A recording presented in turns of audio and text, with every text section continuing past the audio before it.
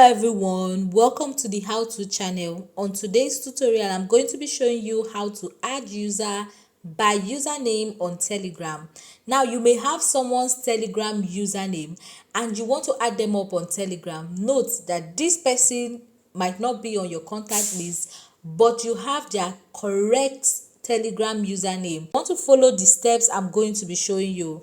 Now the first thing is to head over to your Telegram. You want to tap on the search icon at the top right hand corner of your screen, and then you are going to type in the correct username. Now you have to make sure that this username is correct in order for you to get your accurate result.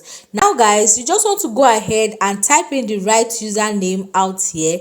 After typing in that correct username, the person that you're looking for, if it's a user on Telegram, now the person is supposed to pop up on your screen.